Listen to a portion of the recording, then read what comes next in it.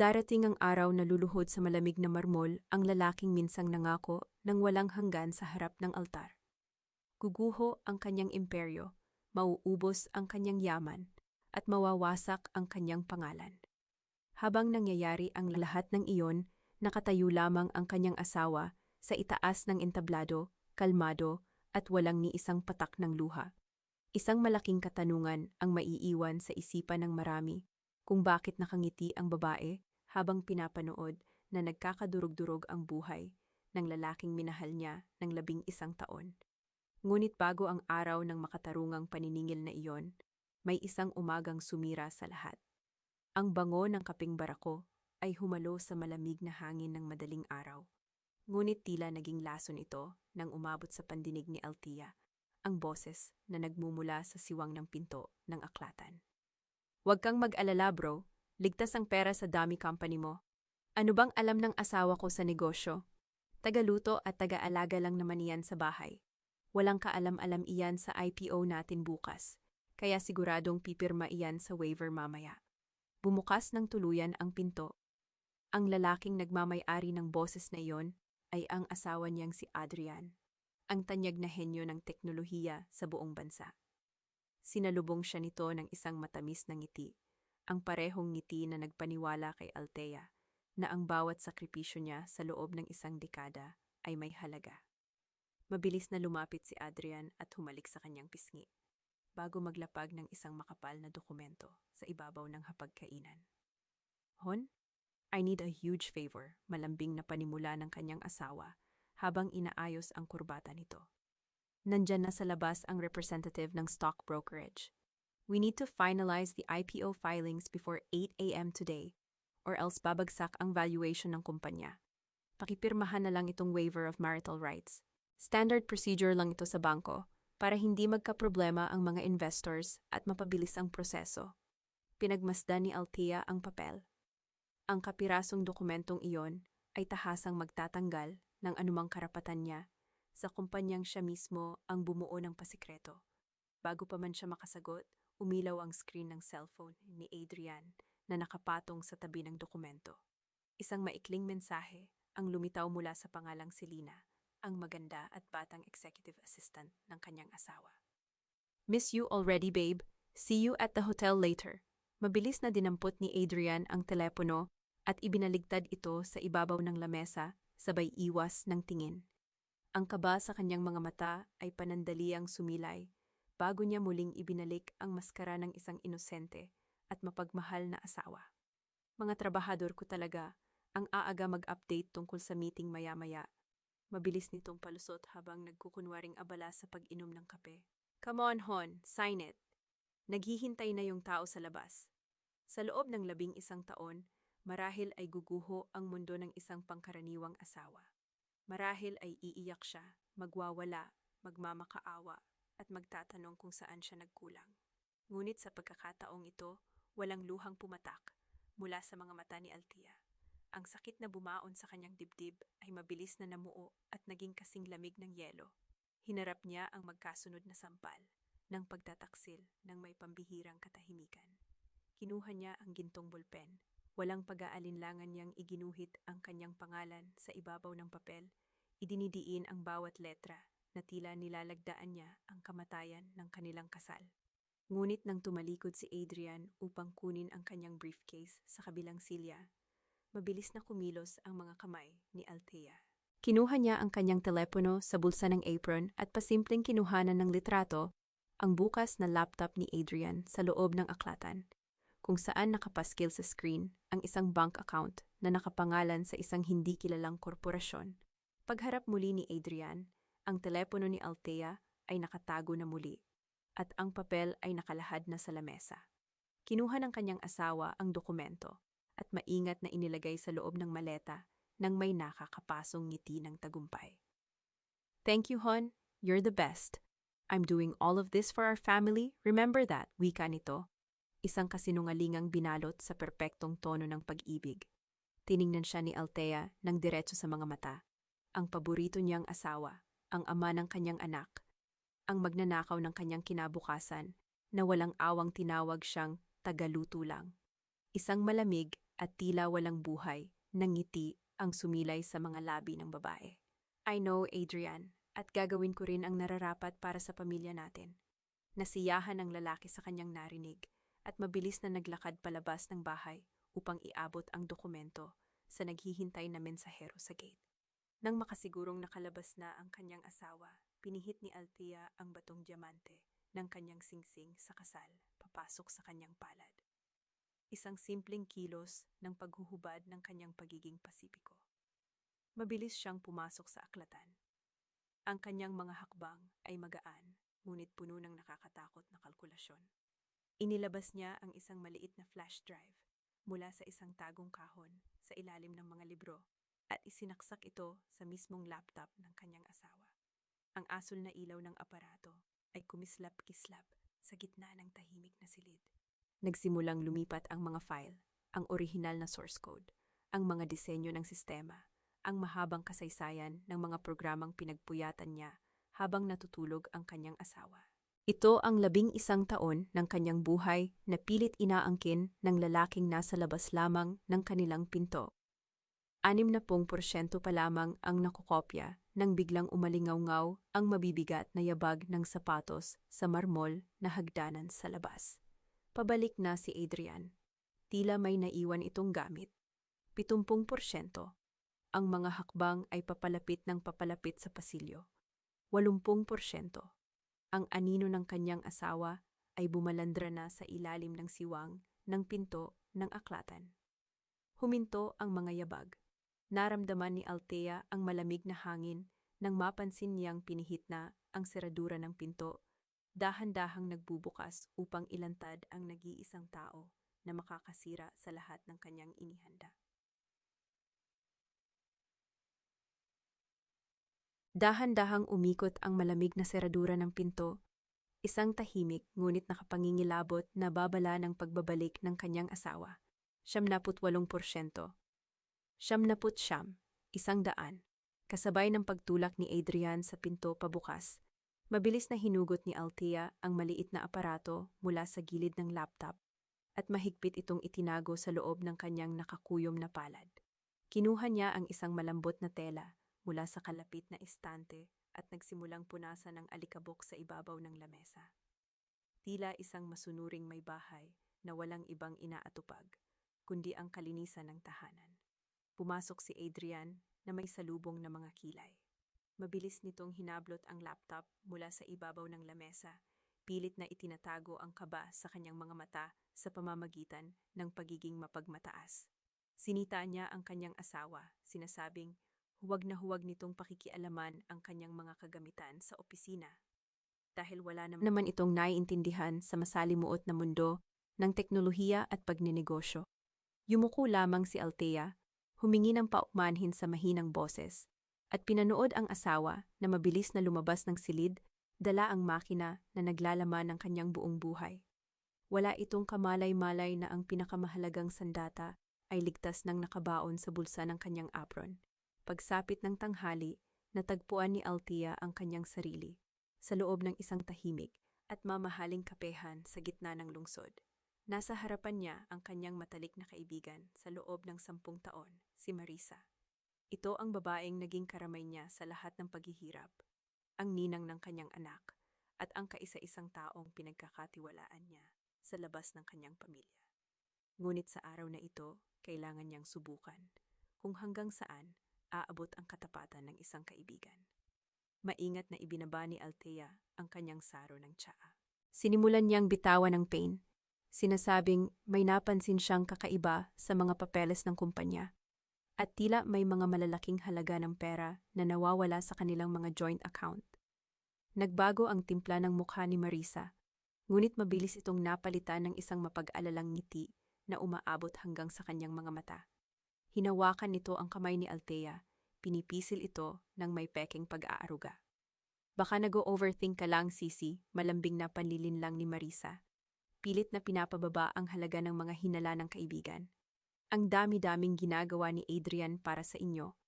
Ang laki ng kumpanya, syempre malaki rin ang ilalabas na pera. Huwag mong hanapan ng butas ang taong nagpapakain sa pamilya mo. Ang swerte-swerte mo nga kay Adrian, Binibigay niya lahat ng luho mo habang nasa bahay ka lang. Intindihin mo na lang ang asawa mo. Isang mainit na pader ng pagkadismaya ang bumangga sa dibdib ni Althea.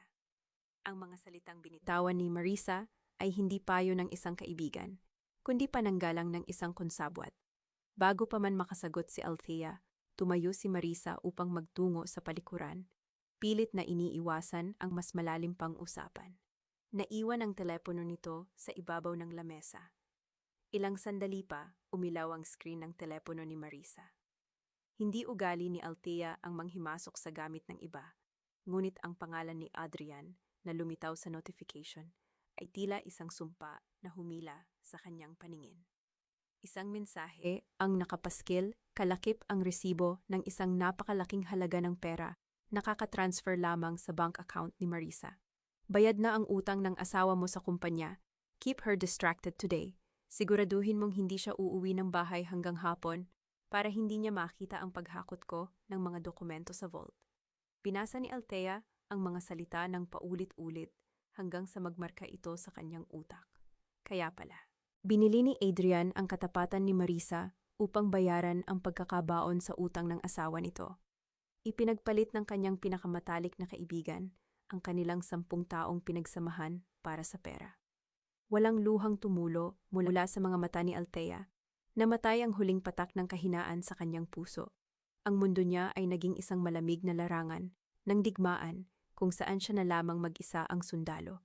Nang makabalik si Marisa mula sa palikuran, sinalubong siya ni Althea ng isang kalmadong ngiti. Kinuha ni Althea mula sa kanyang bag ang isang makapal na brown envelope at inilapag ito sa lamesa. Naglalaman ito ng mga peking kopya ng lumang disenyo ng sistema na sadya niyang inihanda kagabi. Marisa, pwede bang itago mo muna itong mga lumang papeles ko? Pakiusap ni Althea. Ang boses ay sadyang ginawang mahina at puno ng pag-aalala. Mga lumang notes ko ito. Baka kasi makita ni Adrian at itapon niya. Sayang naman ang memories. Kumislap ang paningin ni Marisa. Mabilis nitong hinablot ang envelope, pilit na itinatago ang tuwa sa kanyang mukha dahil may bago na naman siyang maipapakita kay Adrian upang mapatunayan ang kanyang silbi. Nangako itong itatago ang mga papeles ng buong ingat. Tinawag ni Althea ang serbidora upang magbayad. Habang inilalagay ang sukli sa kanyang pitaka, pinagmasdan niya si Marisa na abala sa pag-inom ng kape. Wala na siyang naramdamang galit, walang poot, tanging ang panlalamig ng isang taong nakatingin sa isang estranghero na matagal nang patay sa kanyang paningin. Hayaan niyang dalhin ni Marisa ang mga peking dokumentong iyon kay Adrian.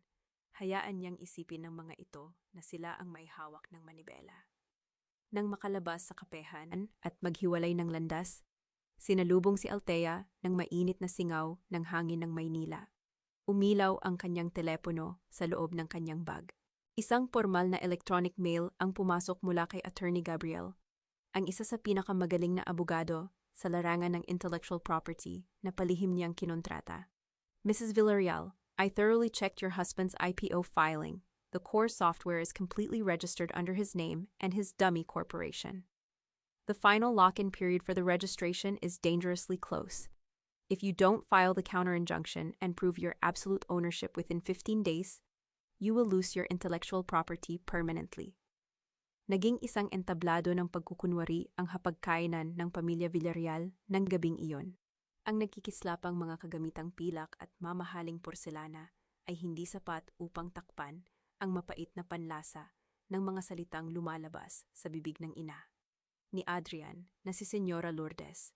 Nakaupo ang matanda sa kabisera, tila isang reyna na sinusuri ang kanyang kaharian, habang ang kanyang matatalim na tingin ay nakapukol sa manugang, na tahimik na nagsasalin ng sabaw sa mangkok.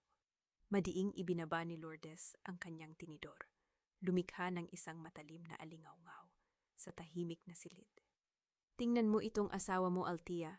Pagod na pagod mula sa opisina, mapanghamak na panimula ng matanda habang nakatingin kay Adrian na nagkukunwaring pinipisil ang sentido dahil sa matinding stress. Ang lalaki ang haligi ng tahanan. Siya ang nagbibigay ng pangalan, ng yaman at ng karangalan sa pamilyang ito. Ikaw, ano bang ginagawa mo buong araw kundi ang magpaganda at mag-shopping gamit ang perang hindi mo naman pinaghirapan. You should be grateful na hindi ka pinababayaan ng anak ko kahit asawa ka lang. Humalukip-kip si Adrian at nagpakawala ng isang malalim at pekeng buntong hininga. It's fine, Ma. Someone has to carry the burden. Ginagawa ko naman ito para sa kanila. Ayoko nang dagdagan pa ang isipin ni Althea. Wala naman siyang alam sa mga ganyang bagay. Sa mga ganitong pagkakataon, umaasa silang dalawa na yuyuko si Althea, hihingi ng paumanhin, o di kaya ay magpapasalamat sa napakalaking sakripisyo ng haligi ng tahanan. Ngunit walang kaanumang reaksyon na mababakas sa mukha ng babae. Hindi siya umiyak, hindi rin siya nakipagtalo. Kalmado siyang kumuha ng kapirasong karne at maingat itong inilagay sa plato ng kanyang 13 taong gulang na anak na si Nico. Ang kanyang pananahimik ay hindi tanda ng pagpapasakop. Ito ay isang nakakabinging pagwawalang bahala na lalong nagpayamot sa mag-ina.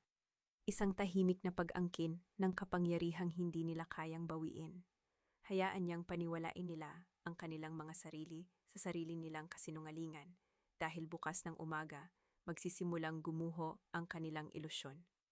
Kinaumagahan, bago pa man magising ang lahat, pasimpleng ipinatong ni Althea ang isang tiyak na dokumento sa ibabaw ng lamesita sa balkonahe, saktong katabi ng tasa ng tsaa na palaging iniinom ng kanyang biyenan tuwing umaga. Hindi ito basta-bastang papel. Isa itong opisyal na bank statement na sadyang naiwan ng nakabukas. Hindi nagtagal, lumabas si Lourdes upang simulan ang kanyang umaga. Habang humihigop ng mainit na tsaa, nahagip ng kanyang paningin ang papel. Dahil sa likas na pagkamausisa, dinampot niya ito at inayos ang kanyang salamin. Mabilis na nanlaki ang mga mata ng matanda. Ang dokumento ay nagpapakita ng isang malaking transaksyon ng paglalabas ng pondo. Ang perang kinuha ay hindi mula sa kumpanya, kundi mula sa Educational Trust Fund ni Nico, ang pinakaiingat-ingatang ipon para sa pag-aaral ng kanyang kaisa-isang apo at tagapagmana. At ang pinaglipatan ng milyon-milyong pisong ito ay isang account na nakapangalan sa isang dummy corporation na madalas gamitin ng pasaway at sugarol na pinsan ni Adrian. Ninigas si Lourdes sa kanyang kinauupuan. Ang kanyang perpektong anak, ang haligi ng tahanan na pinagmamalaki niya kagabi, ay tahasang ninanakawan ang sarili nitong anak. Binasag ng panginginig ng mga kamay ni Lourdes ang kanyang kapayapaan habang mabilis niyang idinayal ang numero ni Adrian sa kanyang telepono. Ilang saglit pa ay sumagot ang lalaki, ngunit ang boses nito ay nagmamadali at puno ng inis. Hello ma, ano ba iyon? I'm in the middle of a very important meeting, pabalang nasagot ng kanyang anak. Adrian, ano itong nakikita kong bank statement? Bakit mo ginalaw ang trust fund ng apo ko? At bakit inilipat mo sa kumpanya ng pinsan mong walang silbi? Nanginginig ang boses ng matanda, pilit na kinokontrol ang puot. Ngunit sa halip na magpaliwanag, sumabog sa galit si Adrian sa kabilang linya. Ma, for God's sake, stop snooping around my things. Kailangan ko ng likidong pondo para sa IPO. Maibabalik ko rin yan kapag pumasok na ang mga investors. Huwag niyo na akong pakialaman, ako ang nagpapatakbo ng negosyong ito. Bago pa man makasagot si Lourdes, pinutol na ni Adrian ang tawag. Nanatiling nakatulala ang matanda habang hawak ang teleponong nawalan na ng linya. Ang paggalang at pag-ibig na inaasahan niya mula sa anak ay naging isang malamig na pambabastos. Lumingon si Lourdes patungo sa sala. Mula sa kanyang kinatatayuan, nakita niya si Althea na tahimik na nakaupo sa sopa. Sa ilalim ng sinag ng araw na tumatagos sa bintana, maingat na tinatahi ng kanyang manugang ang napigtas na butones ng uniforme ni Nico. Walang reklamo, walang pagmamayabang. Pinagmasdan ng matanda ang bawat galaw ng mga kamay ni Althea. Bawat pagbaon ng karayom sa tela, bawat paghila ng sinulid upang patibayin ang buhol, ay madiin, kalkulado at walang nasasayang na galaw. Sa unang pagkakataon sa loob ng 11 taon, nagbago ang paningin ni Lourdes sa babaeng palagi niyang hinahamak. Unti-unting gumagapang sa kanyang isipan ang isang nakakatakot na posibilidad na baka ang tunay na nagpapatibay sa pundasyon ng pamilyang ito ay hindi ang maingay na haligi, kundi ang tahimik na tagatahi ng kanilang mga sugat. Kinagabihan, binalot ng madilim, at mabigat na hangin ang buong mansyon. Nakatayo si Althea sa harap ng salamin sa kanilang kwarto. Sinusuklay ang kanyang buhok nang bumukas ang pinto. Pumasok si Adrian na naggewang-gewang ang mga hakbang. Ang amoy ng mamahaling alak ay sumabog sa loob ng silid. Ngunit mas matapang ang halimuyak ng pambabaeng bango na nakadikit sa telang balikat ng kanyang Amerikana. Hindi lumingon si Althea. Ipinagpatuloy niya ang pag-aayos sa harap ng salamin. Nang mapansin ni Adrian ang panlalamig ng kanyang asawa, isang maitim na hinala ang nabuhay sa kanyang lasing na isipan. Marahil ay nabanggit ni Lourdes ang tungkol sa nawawalang dokumento. Mabilis na naglakad ang lalaki patungo kay Althea. Walang anumang pasubali, marahas nitong hinablot ang braso ng kanyang asawa at mahigpit itong pinisil, sapat upang mag-iwan ng mapulang marka sa maputing balat ng babae. May pinakialaman ka ba sa mga gamit ko? Mababa, nangangalit, at nakakapasong tanong ni Adrian habang inilalapit ang mukha nito sa kanya. Ang higpit ng pagkakakapit ng lalaki sa kanyang pulso ay nagbabanta ng dahas. Ang talim ng tingin ni Adrian ay sapat na upang magpasindak ng sinuman. Ngunit nanatiling yelo ang mga mata ni Althea. Walang kaba, walang patak ng luha, tanging ang panlalamig ng isang babaeng pinatay na ang sariling emosyon. Tiningnan niya ang kamay nitong nakakapit sa kanyang pulso ng napakahigpit, bago dahan-dahang inangat ang tingin sa mga mata ng kanyang asawa. Kung may nawawalang papel sa opisina mo, marahil ay dapat mong tanungin ang bago mong sekretarya. Malumanay ngunit malamig na sagot niya. Ang bawat salita ay sadyang binitawan upang tumagos sa budhi ng lalaki. Madalas siyang magkamali sa pag-aayos ng mga dokumento nitong mga nakaraang araw, hindi ba? Nakita ni Althea kung paano napalunok si Adrian. Ang pagbanggit sa kapalpakan ng sekretarya ay naging sapat na dahilan upang ilihis ang galit nito tungo sa kaba ng pagkakabuko. Mabilis na lumuwag ang hawak ng lalaki sa kanyang braso. Pilit na ibinabalik ang maskara ng isang responsableng asawa na pagod lamang sa trabaho. Stress lang ito sa IPO, Hon. Huwag mo nang isipin ang sinabi ko. Nag-aalala lang ako sa mga papeles natin. Pagsisinungaling nito sa malambing na tono bago tuluyang humiga sa kama at tinalikuran siya. Pinagmasdan ni Althea ang likod ng kanyang asawa. Ang kamay na nanakit sa kanya ay siya ring kamay na puputulin niya ang impluensya pagdating ng tamang panahon. Kinaumagahan, nagtungo si Althea sa kumpanya dala ang isang mamahaling lalagyan ng pagkain, isang perpektong dahilan upang makapasok sa teritoryo ng kaaway nang walang pagdududa.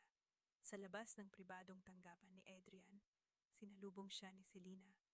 Ang postura ng batang sekretarya ay puno ng kayabangan. Umaaktong siya ang tunay na may bahay. Tiningnan nito si Althea mula ulo hanggang paa na tila isang maruming basahan na nakapasok sa isang palasyo. Nasa meeting pa si Sir Adrian, Mrs. Villarreal. Ako na ang mag-aabot niyan sa kanya. Medyo busy kasi kami sa mga malalaking bagay na sigurado akong hindi ninyo maiintindihan.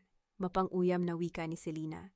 Pilit na ipinapamukha ang kawalan ng silbi ng asawa sa loob ng kumpanya. Walang naging bakas ng inis o galit sa mukha ni Althea. Sa halip, isang napakatamis at maunawaing ngiti ang iginanti niya. Habang iniabot ang lalagyan ng pagkain, sinadya niyang bitawan ang isang maliit at mabangong sobrang itim. Bumagsak ito sa makinis na sahig at bumukas ang takip. Inilalantad ang isang mamahaling card kung saan nakasulat ang address ng isang eksklusibong kondominium. Kalakip ang mga letrang ginto na nagsasabing, "Para sa aking nag-iisa, V."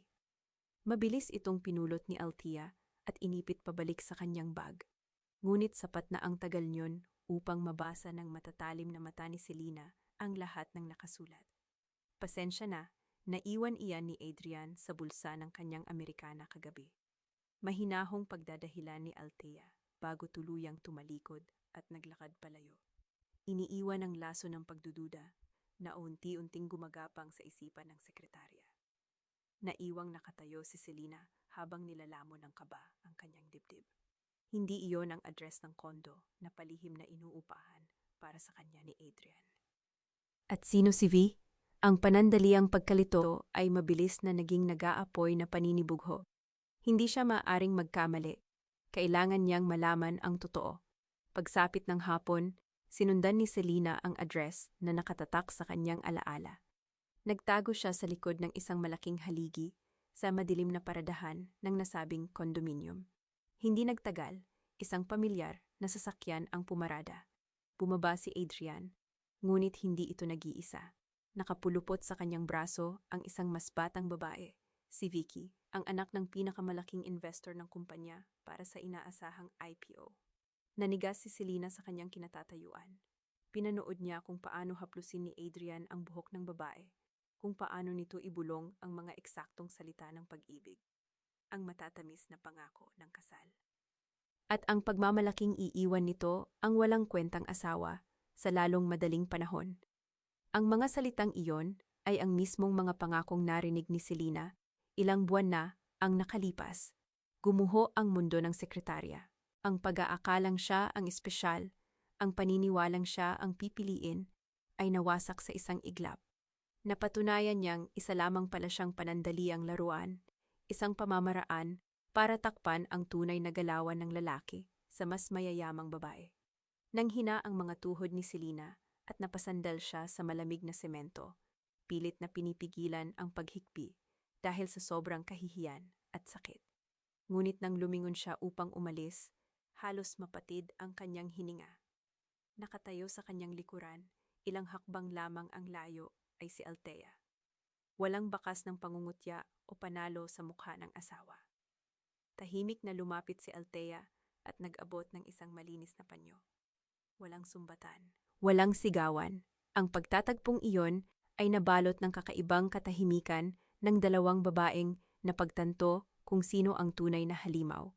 Pareho lang tayong itinapon at ginamit, Selena, malamig, ngunit punong-puno ng pangunawang wika ni Althea. Ang kaibahan lang, alam ko kung paano bawiin ang akin. Ikaw ba? Hanggang dyan ka na lang ba iiyak? Bago pa man makasagot si Selena at tanggapin ang panyo, isang itim na sasakyan ang biglang huminto, hindi kalayuan sa kanilang kinatatayuan.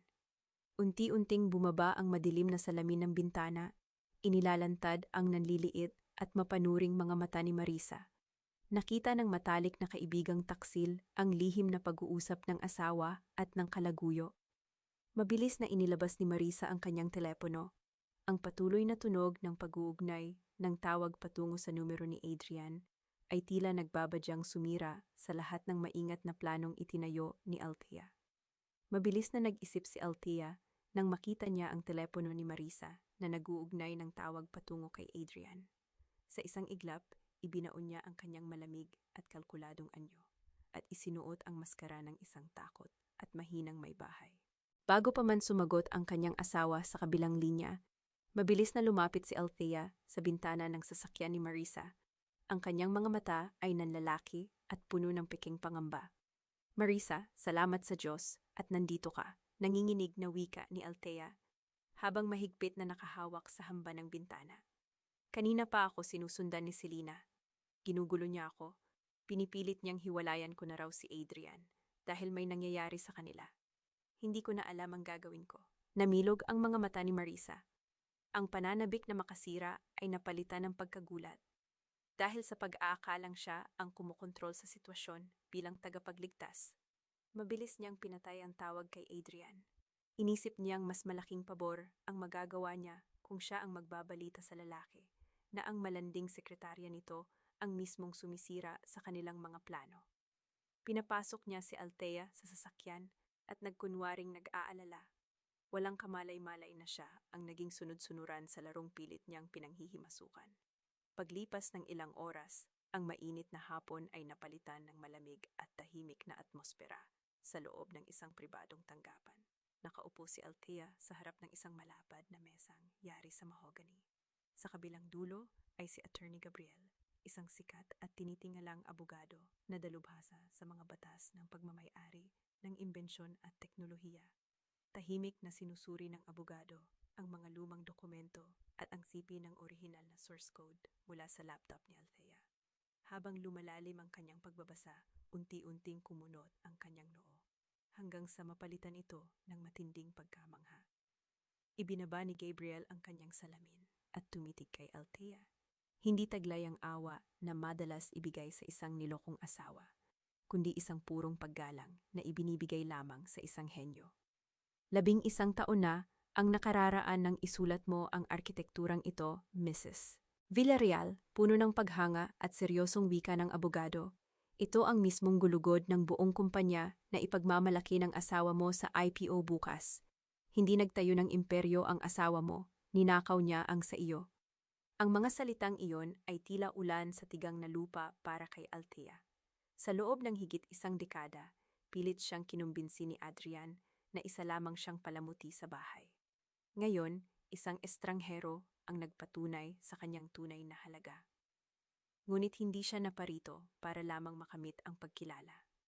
Naparito siya upang bawiin ang lahat. Inilatag ni Althea ang kanyang huling hakbang. Hindi sapat ang basta pagsampa ng kaso. Gusto niyang mapahiya at mawala ng kawala si Adrian sa mismong araw ng tagumpay nito. Ipinakita niya kay Gabriel ang isang natutulog na bitag, isang logic bomb na lihim niyang itinanim sa kaibuturan ng sistema. Maraming taon na ang nakalilipas. Kapag naaktibo, ikakandado nito ang buong operasyon ng kumpanya at ilalantad ang kanyang pangalan bilang nag-iisang may akda sa mismong oras ng paglagda ng mga mamumuhunan. Ngunit may isang mabigat na kondisyon. Upang ganap na magising ang bitag ng hindi nahaharang ng mga tauhan ni Adrian mula sa malayo, kailangang isaksak ni Althea ang isang pisikal na flash drive ng direkta sa pangunahing server ng kumpanya. At ang server na iyon ay mahigpit na nakatago sa madilim na silong ng kanilang sariling mansyon. Mayroon lamang siyang 24 na oras upang isagawa ito bago magsimula ang IPO. Kinagabihan, binalot ng nakakapasong katahimikan ang mansyon ng mga Villarreal. Panatag ang paghinga ni Adrian sa itaas. Marahil ay nananaginip ng bilyon-bilyong pisong kikitain niya kinabukasan. Dahan-dahang bumaba si Althea sa hagdanan patungo sa silong. Ang lamig ng semento ay tumatagos sa kanyang mga paa, ngunit hindi nito napigilan ang nag-aapoy niyang determinasyon.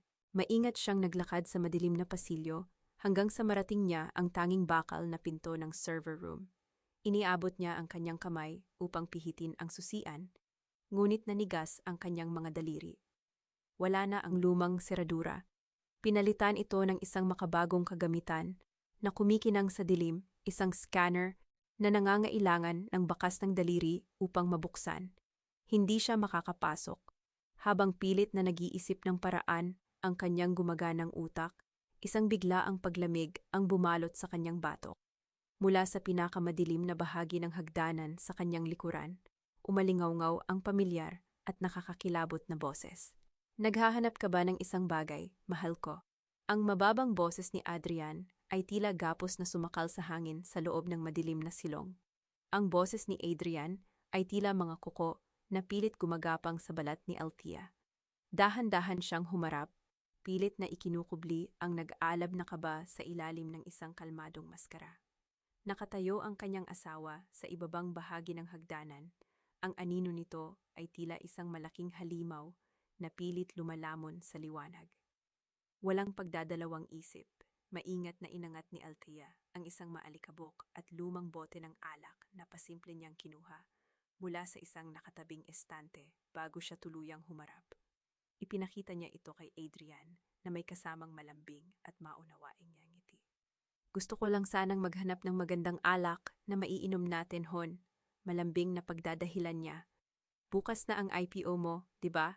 Ito ang pinakamalaking tagumpay mo. Gusto kong ipagdiwang natin ito nang tayong dalawa lang sana, bago kalamunin ng pagiging abala bukas. Sinuri ni Adrian ang mukha ng kanyang asawa. Ang hinala sa kanyang mga mata ay unti-unting napalitan ng mapagmataas na kumpiyansa. Naniniwala siyang ganap na nasa ilalim ng kanyang kontrol ang babaeng ito.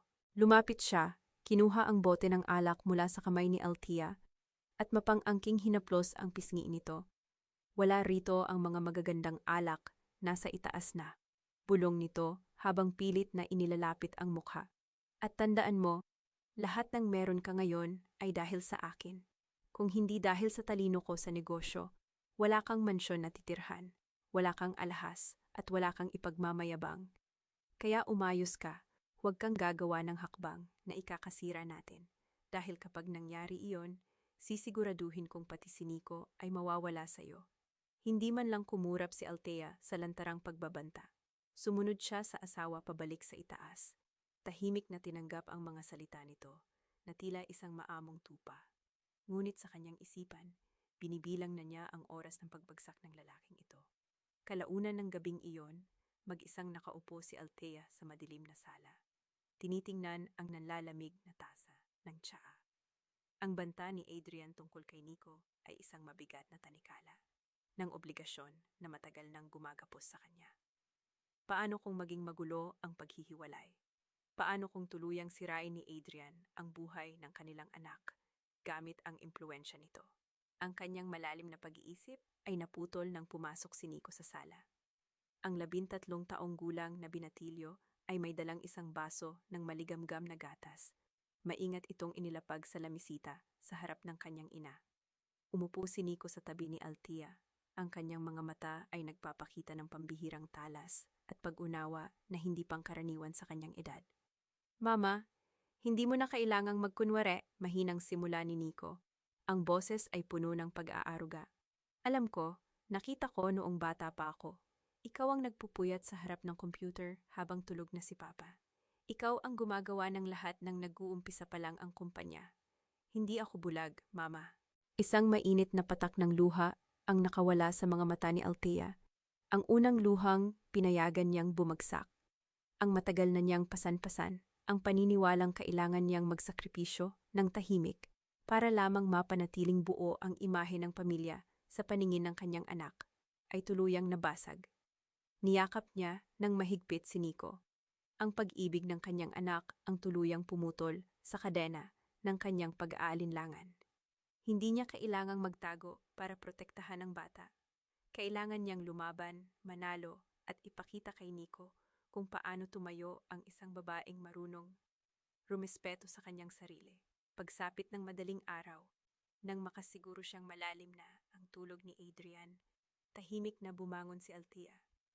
Kinuha niya ang isang piraso ng malinaw na tape at maingat itong idinikit sa hinlalaki ng kanyang humihilik na asawa. Kinokopya ang perpektong hulma ng bakas ng daliri nito. Mabilis niyang tinanggal ang tape at bumalik sa silong. Sa tulong ng nakuha niyang bakas ng daliri, walang pag-aalinlangang tinanggap ng makina ang kanyang pag-access. Bumukas ang mabigat na bakal na pinto ng server room. Sinalubong siya ng mga kumikislap na ilaw ng mga makina. Hinugot niya ang flash drive mula sa kanyang bulsa at mabilis itong isinaksak sa pangunahing port ng server. Nagsimulang lumitaw sa maliit na screen ang porsyento ng proseso ng pag-upload ng Logic Bomb. 70%, 78, 100. Natapos ang pag-upload at matagumpay na naitanim ang bitag. Aakma na sana siyang huhugutin ang aparato nang biglang kumislap ng mapupulang ilaw ang buong silid. Isang mensahe ang lumitaw sa pangunahing monitor, nakasulat ng malalaki. Unauthorized access detected, initiating lockdown. Kasabay ng mensaheng iyon, isang matines at nakabibinging sirena ng babala ang umalingaw-ngaw sa buong kabahayan. Bumabasag sa katahimikan ng madaling araw at siguradong gigising sa lahat ng natutulog sa itaas. Ang nakabibinging sirena ng babala ay pumailan lang sa buong mansyon.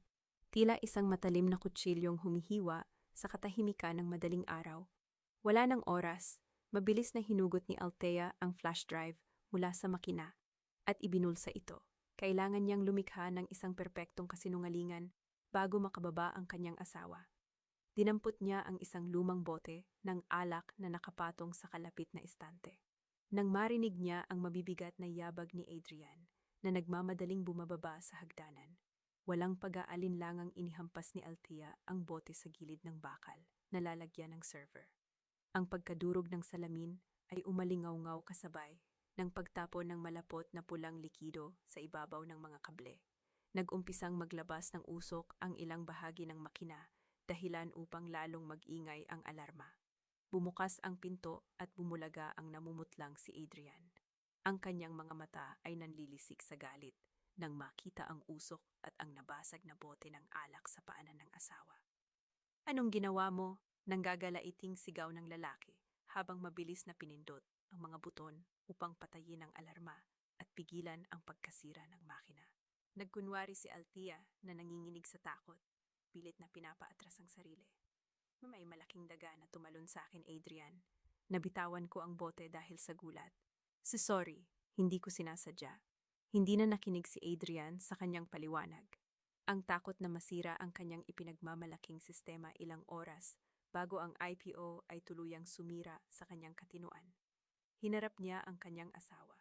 Isang malakas at malutong na sampal ang dumapo sa pisngi ni Althea. Ang lakas ng impact ay naging dahilan upang mapatumba siya sa malamig na sahig. Ito ang unang pagkakataon sa loob ng 11 taon na sinaktan siya nito ng pisikal. Wala kang silbi. Palamunin ka na nga lang, naninira ka pa ng gamit na hindi mo naman naiintindihan. Nakaturo at nanginginig sa galit na sumbat ng kanyang asawa. Kapag nasira ang IPO bukas dahil sa katangahan mo, sisiguraduhin kong sa kangkungan ka pupulutin. Dahan-dahang inangat ni Althea ang kanyang mukha. Ang kanyang kaliwang pisngi ay namumula at nagiinit. Ngunit ang kanyang mga mata ay kasing lamig ng yelo. Walang tubig na nagbabadya sa kanyang mga pilik mata. Hindi siya umiyak. Hindi rin siya humingi ng tawad. Tiningnan niya lamang ang lalaki ng diretsyo. Isang matalim na titig na tumatagos hanggang sa maitim na kaluluwa nito. Ang kanyang pananahimik ang pinakamalakas na sigaw ng kanyang paparating na paghihiganti. Kinaumagahan, tila walang nangyari. Ang marahas na halimaw kagabi ay muling nagsuot ng perpektong maskara ng isang kagalang-galang na negosyante. Nakatayo si Adrian sa harap ng salamin. Inaayos ang kanyang mamahaling kurbata. Inutusan niya si Althea na magbihis ng pinakamagandang damit. Pilit na ipinag-uutos na gampanan nito ang papel ng isang mapagmahal na may bahay sa harap ng mga kamera at mamumuhunan. Sa loob ng banyo, tahimik na pinagmasdan ni Althea ang sarili. Ang pasa sa kanyang pisngi ay nagsisimula ng mangitim. Kinuha niya ang kanyang pampaganda at maingat itong itinago. Pagkatapos, dinampot niya ang isang matingkad na pulang lipstick. Ipinahid niya ito sa kanyang mga labi ng may diin at pag-iingat. Ang kulay ng dugo, ang kulay ng tagumpay. Isang ngiti ng kawalang awa ang gumuhit sa kanyang mukha. Bago siya lumabas ng silid, may dalawang huling hakbang siyang ginawa sa kanyang telepono. Una, ipinadala niya sa personal na numero ng kanyang biyenang si Lourdes ang buong kopya ng mga patunay na ninanakawan ni Adrian ang kumpanya at ang trust fund ng kanyang apo. Ikalawa, isang formal na mensahe ang kanyang ipinadala patungo sa isang opisyal ng Department of National Defense, ang pinakamalaking kliyente ng kumpanya. Kalakip ang patunay na ang sistemang gagamitin ng gobyerno ay hindi pag-aari ng lalaking pipirma sa kontrata.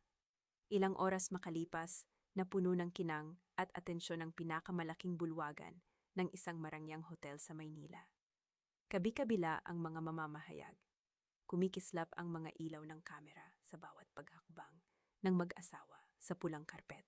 Nang magsimula ang programa, umakyat si Adrian sa entablado ng may umaapaw na kayabangan. Sa likod niya ay isang naglalakihang digital screen na nagpapakita ng logo ng kanyang kumpanya. Tumingin siya sa mga manonood, ibinaba ang hawak na mikropono at ngumiti ng pagkatamis-tamis. I built this empire from scratch. Ngunit hindi ko ito magagawa kung wala ang suporta ng aking maganda at simpleng may bahay na nasa inyong harapan. Madamdaming pag-arte ni Adrian habang tinuturo si Althea na nakaupo sa unahan. Nagpalakpakan ng mga tao.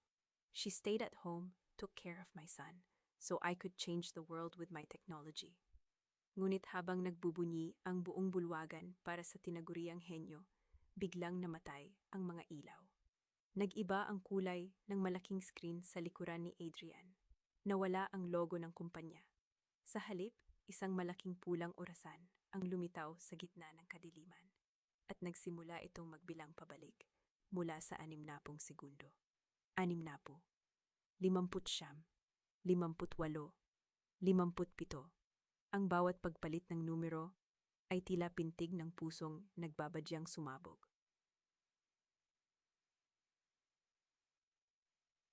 Huminto ang palakpakan. Napalitan ng mga bulungan at pagkalito ang masayang atmosfera sa loob ng bulwagan. Nakatayo si Adrian sa gitna ng entablado, pilit na pinapanatili ang kanyang peking ngiti. Ngunit ang panginginig ng kanyang mga panga ay hindi maitago. Lumingon siya sa likuran at nakita ang malaking pulang orasan na walang tigil sa pagbabawas ng segundo. 30 segundo. Mabilis na nagkumpas ng kamay si Adrian patungo sa kanyang pangkat ng mga technician sa gilid ng entablado, naguutos na patayin ang screen. Ngunit kahit anong pindot ng mga tauhan sa kanilang mga makina, nanatiling nakabukas ang dambuhalang orasan. Walang gumaganang command. Ang buong sistema ng kumpanya ay tuluyang nawalan ng kontrol, na hijack ng isang mas mataas at mas matalinong programa. Na binuo maraming tao na ang nakararaan. 20, 10, 5, 4, 3, 2, 1. Tumigil ang pagbilang. Nag-iba ang kulay ng screen mula pula patungong purong puti. At sa gitna niyon, lumitaw ang malalaki at malilinaw na letra ng isang formal na pahayag ng pag-aari. Ang buong source code, ang bawat linya ng programang nagpatakbo sa kumpanya at pinagbatayan ng IPO ay nakapaskel. Sa pinakailalim, walang pangalan ng asawa, walang dummy corporation, tanging isang malinaw na pirma ng tunay na lumikha. Creator and sole owner, Althea Villarreal. Namilog ang mga mata ni Adrian para siyang binuhusan ng malamig na yelo. Ang lihim na pilit niyang binaon sa loob ng 11 taon ay nakalantad ngayon sa harap ng mga kamera at ng pinakamalalaking negosyante sa bansa. Mula sa hanay ng mga panauhin sa unahan, dahan-dahang tumayo si Althea. Wala na ang maamong may bahay na nakayuko at tahimik. Sa kanyang tindig ay bakas ang kapangyarihan at pag-angkin.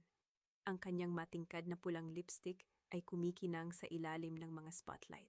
Ang bawat hakbang niya paakyat sa entablado ay kalmado ngunit nag-iiwan ng mabigat na presensya sa buong bulwagan. Althea, anong kalokohan ito? Tigilan mo to, pabulong ngunit nang gagalaiting banta ni Adrian nang makalapit ang asawa. Hindi siya sinigawan ni Althea, hindi rin siya iniyakan. Hinarap niya si Adrian, ang kanyang tinig ay malamig, walang emosyon at nakakamatay na pumasok sa mikropono na bitbit niya. Huwag kang mag-alala, Adrian. Ako ang nagsulat niyan. Ako lang din ang makakapag-ayos, sagot niya sa tunong parang nagpapaliwanag sa isang mangmang na bata. You didn't build an empire. You stole it from your wife. At ngayon, binabawi ko na ang pagmamay-ari ko. Bago pa man makasagot si Adrian, bumukas ng malakas ang pangunahing pinto ng bulwagan.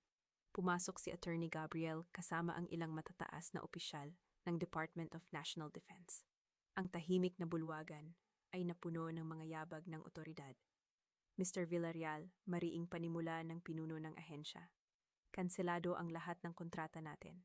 Hindi kami nakikipagtransaksyon sa isang taong nandaya sa ownership ng teknolohiyang gagamitin ng gobyerno. The IPO is suspended indefinitely. Nanlumo si Adrian. Tumingin siya sa kanyang matalik na kaibigan na si Marisa sa gilid. Humihingi ng tulong. Ngunit bago pa man makatakbo ang babae, hinarang na ito ng 2 gwardya. Ang ulat ng pag-iimbestiga sa Dummy Corporation at sa maruming pera na tinanggap ni Marisa mula kay Adrian ay nakarating na sa kinauukulan. Ang mukha ng nagmamarunong na kaibigan ay nawalan ng kulay sa labis na takot. Sa hindi kalayuan, mula sa likuran ng mga bisita, lumakad ng mabilis ang ina ni Adrian na si Senyora Lourdes. Wala na ang kanyang pagiging reyna. Puno ng luha at pagkadismaya ang kanyang mga mata. Nang makalapit siya sa kanyang anak, hindi siya nagbigay ng yakap ng pag-aaruga. Sa halip, ibinalibag niya ang isang makapal na folder ng bank statement nang direkta sa mukha ni Adrian. Isang napakalutong at nakakabinging sampal ang ipinantay ng matanda sa mukha ng kanyang anak. Magnanakaw, pera ng sarili mong anak, pera ng apo ko, ninakaw mo para ibigay sa iba. Sigaw ni Lourdes, na ngayon ay pinagsisihan ang bawat pangaalipusta na ginawa niya sa manugang. Sunod-sunod na pagkawasak, kumpanya, reputasyon, kaibigan, ina. Lahat ng pader na nagprotekta kay Adrian ay gumuho sa loob lamang ng 5 minuto. Wala na siyang matakbuhan. At upang tapusin ang palabas, pumasok ang ilang pulis bitbit ang isang warrant of arrest dahil sa pandaraya sa pinansyal na ipinasa mismong ni Selena. ang sekretaryang ginamit at itinapon din ni Adrian. Nawala ng lakas ang mga tuhod ni Adrian at bumagsak siya sa sahig. Ubos na. Panalo na si Althea. Ngunit para kay Althea, may kulang pa. Hinubad niya ang kumikinang na singsing sa kanyang daliri, ang tanging bagay na nag-uugnay sa kanya sa lalaking ito. Ibinagsak niya ang singsing sa sahig. Saktong tumama at umalingaw-ngaw sa salamin na lapag malapit sa paanan nang nakaluhod na si Adrian. Isang matalim na tunog ng paglaya. Nang akma na siyang tatalikod at bababa ng entablado, isang kakaibang kaluskos ang narinig niya mula sa likuran. Nang mag-angat siya ng tingin, nakita niyang nakawala si Adrian mula sa pagkakahawak ng mga awtoridad. Ang mga mata nito ay nanlilisik sa puot at kabaliwan. Mula sa bulsa ng Amerikana nito, hinugot ng lalaki ang isang matulis na ballpen at walang awang sumugod patungo sa direksyon ni Althea. Ang sigaw ng pagkabigla mula sa mga manonood ay umalingaw-ngaw sa buong bulwagan. Ngunit bago pa man makalapit ang nanggagaliting si Adrian kay Althea, mabilis na humakbang paharap si Attorney Gabriel. Hinatak ng abogado ang braso ni Althea papunta sa kanyang likuran bilang proteksyon. Kasabay nito, 3 mabilis na miyembro ng security ang sumunggaban sa katawan ni Adrian at pilit itong idiniin pababa sa malamig na sahig. Nagpumiglas ang lalaki. Ang kanyang magagarbong damit ay nagusot, ang kanyang buhok ay nagulo, at ang kanyang mukha na kanina lamang ay nagliliwanag sa kayabangan, ay ngayon nakadikit sa sahig, balot ng alikabok at kahihiyan. Althea, I'm your husband. Pamilya tayo, may anak tayo. Hindi mo ba naisip si Nico? Parang awa mo na, tulungan mo ako rito. Desperadong pakiusap ni Adrian. Ang kanyang boses ay naging paos at umiiyak. Ginamit niya ang huling alas ng isang mapang-abusong tao, ang gaslighting sa pamamagitan ng pag-uugnay sa anak. Ngunit ang mga salitang iyon ay hindi na kayang tumagos sa yelong nakabalot sa puso ni Althea. Dahan-dahan siyang lumabas mula sa likuran ni Gabriel at tumayo sa mismong tapat ng nakadapan asawa. Tiningnan niya ito mula ulo hanggang paa, walang puot, walang galit. Isang dalisay na pagkawala ng pakialam. Naisip ko si Nico, Adrian, malamig na sagot niya. Ang bawat salita ay bumabaon, na parang yelo. Kaya ko nga ito ginawa, dahil hindi ko hahayaang lumaki ang anak ko na naniniwalang tama ang naging pagtrato mo sa ina niya. Hindi mo ako minahal, minahal mo lang ang pakinabang mo sa akin. At ngayong ubos na iyon, tapos na rin tayo. Ang mga salitang iyon, ang tuluyang pumutol sa huling hibla ng pag-asa ng lalaki. Inilabas ng mga pulis ang kanilang posas at tuluyang pinusasan ang mga kamay ni Adrian bago ito marahas na itinayo at kinaladkad palabas ng bulwagan. Walang sino man ang sumubok na pumigil. Maging ang ina nitong si Lourdes ay nakaupo lamang sa isang tabi, patuloy na umiiyak. Batid ang bigat ng naging pagkakamali ng kanyang paboritong anak. Nang mawala na ang gulo at tuluyan ng lumiwanag ang bulwagan, huminga ng malalim si Althea. Parang may isang higanting bato na naalis sa kanyang dibdib. Matapos ang 11 taon ng pananahimik at pagtitiis, malaya na siyang makakahinga nang hindi iniisip kung ano ang sasabihin ng ibang tao. Napansin niyang panginginig ng kanyang sariling mga kamay dahil sa pagbaba ng adrenaline. Biglang may pinatong sa kanyang balikat, isang mainit at makapal na Amerikana. Paglingon niya, nakita niya si Gabriel na nagbibigay ng isang magalang at nakakaintinding ngiti. Walang salita, isang simpleng kilos lamang ng pag-alalay at pagrespeto na hindi kailanman naibigay sa kanya ng taong tinawag niyang asawa. Kinabukasan, ang mainit na sikat ng araw sa Maynila ay tila may dalang bagong pag-asa. Pumasok si Althea sa isang malinis at tahimik na silid ng hukuman. Wala na ang mamahaling damit, nakasuot lamang siya ng simpleng potting blusa. Sa harap niya ay ang huling pahina ng mga dokumento para sa annulment. Isang pirma na lamang at tuluyan na siyang makakalaya. Kinuha niya ang bolpen. Tiningnan ang pangalang Villarreal sa dulo ng kanyang pirma. Marahan siyang ngumiti bago mabilis at buong laya na ibinaon ang tinta sa papel. Nang itulak niya ang pinto palabas ng hukuman, hinalikan siya ng malakas na simoy ng hangin. Nakatayo siya sa tuktok ng hagdanan ng korte. Sa ibaba, naghihintay ang isang malawak na kalsada. Wala siyang pera na katulad ng dati, wala siyang mansyon na uuwian, at wala siyang tanyag na asawa na ipagmamalaki sa lipunan. Isang malaking blangko ang kanyang hinaharap. Ngunit habang tinitingnan niya ang walang katapusang kalsada, para itong isang blangkong canvas na hinihintay lamang siyang magpinta ng sarili niyang kwento. At sa unang pagkakataon, hindi siya natatakot. Lumipas ang isang taon. Ang maingay na iskandalo na yumanig sa mundo ng teknolohiya ay unti-unting ibinaon ng panahon.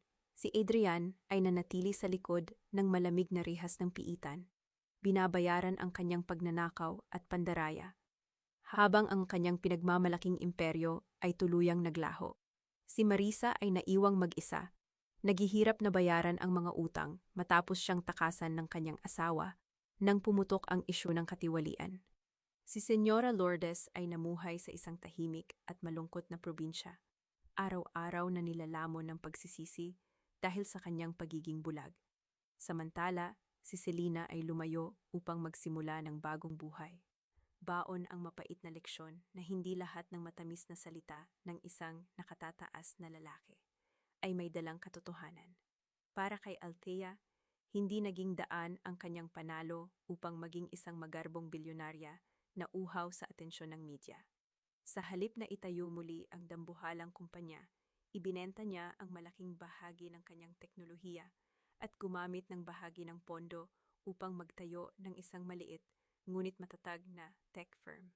Ang kanyang opisina ay hindi napapaligiran ng mga mayayabang na negosyante.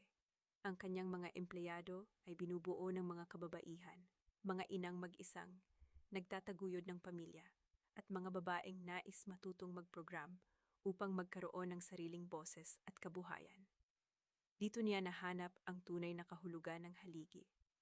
Pagsapit ng tanghali, ang marangyang hapagkainan at mga pilak na kubyertos ng nakaraan ay napalitan ng isang simpleng mesang gawa. Sa kawayan sa isang maliit na karinderya, malapit sa kanilang inuupahang apartment. Masiglang kumakain si Nico ng paborito nitong adobo habang nagkukuwento tungkol sa kanyang mga proyekto sa paaralan. Nakangiti si Althea habang pinagmamasdan ang anak. Sa mga sandaling ito, nasagot ang tanong ng kanyang puso kung nakapagpatawad na ba siya. Oo, pinatawad niya ang kanyang sarili sa 11 taon ng pagiging sunod-sunuran. Ngunit para sa mga taong nanakit sa kanya, hindi na niya kailangang magtanim ng puot. Binura na niya sila sa kanyang mundo. Nahanap niya ang tunay na kapayapaan, hindi sa pagbagsak ng kanyang mga kaaway, kundi sa pagyakap sa sarili niyang kalayaan. Ang mamuhay ng masaya, nag-iisa ngunit buo, at walang hinihinging pabor sa sinuman ang pinakamalupit niyang paghihiganti. Inilapag ni Nico ang kanyang kutsara. Kinuha ng 14 na taong gulang na binatilyo ang kamay ni Althea at mahigpit itong hinawakan sa ibabaw ng hapag. May namumuong pagmamalaki sa mga mata ng bata na hinding-hindi matutumbasan ng anumang halaga ng yaman. I am so proud of you, Miss Architect. Malambing at buong pusong wika ni Nico. Isang wagas at purong tawa ang nakawala sa mga labi ni Althea. Ang unang tunay na paghalakhak niya mula sa kaibuturan ng kanyang kaluluwa. Matapos ang higit 1 dekada, mahigpit niyang ginantihan ang hawak ng kanyang anak habang umiihip ang maaliwalas na hangin ng hapon. Pinatunayan ng kanyang kwento na ang pagsasakripisyo para sa pamilya ay hindi kailanman nangangahulugan ng pagbubura sa sariling pagkatao. At higit sa lahat, ang pananahimik ng isang babae ay hindi palatandaan ng kahinaan. Minsan, tahimik lamang siya dahil binibigyan niya ang sarili niya ng sapat na panahon upang bumangon, bawiin ang kanyang korona, at muling itayo ang mundong siya mismo ang gumuhit.